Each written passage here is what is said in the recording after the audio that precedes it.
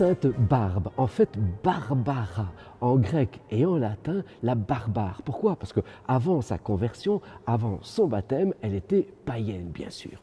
Et Sainte Barbe, en fait, son père souhaite la marier à un homme de son choix. Mais Sainte Barbe refuse. Pourquoi? Parce qu'elle souhaite s'unir au Christ lui-même. Et son père, qui n'est autre que Dioscore, l'enferme dans une tour. Son père accomplit plusieurs voyages, il revient et il constate que Sainte Barbe est effectivement convertie.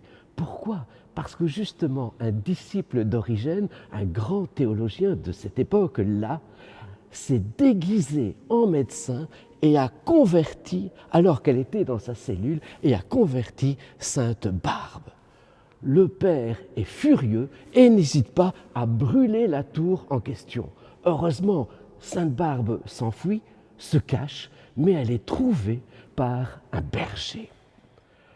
Elle est alors conduite devant un gouverneur qui n'apprécie pas, faut-il le dire, sa conversion au christianisme. Nous sommes dans les premiers siècles, bien sûr, du christianisme, et il ordonne de livrer Sainte Barbe aux supplices les plus raffinés. Et il demande même au père de décapiter Sainte Barbe. Et donc, le père se rend avec sa fille sur une haute montagne et la décapite. Et c'est à ce moment-là, précisément, que la foudre tombe sur le père en question. Vous voyez donc, par le fait même, les rapports, les liens entre le motif d'invocation, les motifs d'invocation d'une part, et le contexte de la mort, du martyre même de Sainte Barbe. Pourquoi? Parce que Sainte Barbe est priée contre les dangers de l'orage, du feu, de la foudre, du tonnerre, etc. Et elle devient, par le fait même, la sainte patronne de tout ce qui brûle, éclate et détonne. Elle devient même la sainte patronne des explosions d'un type un peu particulier, c'est-à-dire les coups de grisou dans le nord de la France et dans l'est de la Belgique et même dans le Borinage, faut-il le dire. Elle devient donc aussi la sainte patronne des mineurs.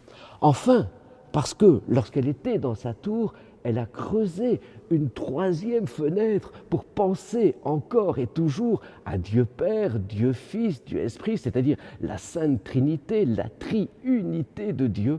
Sainte Barbe est aussi devenue la sainte patronne des architectes.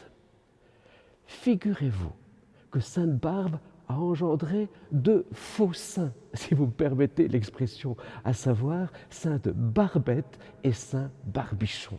En effet, les pompiers, au lendemain de leur Sainte Cécile, n'ont pas encore tout à fait étanché leur feu, leur soif. Et donc, le lendemain, ils boivent encore un petit verre en l'honneur de Sainte Barbe, c'est la Sainte Barbette. Et le surlendemain, encore, eh bien, il fête la Saint Barbichon. Il est bien évident que Sainte Barbette et Saint Barbichon sont des saints imaginaires, totalement inventés, totalement facétieux, pour participer encore et toujours aux agapes et autres retrouvailles.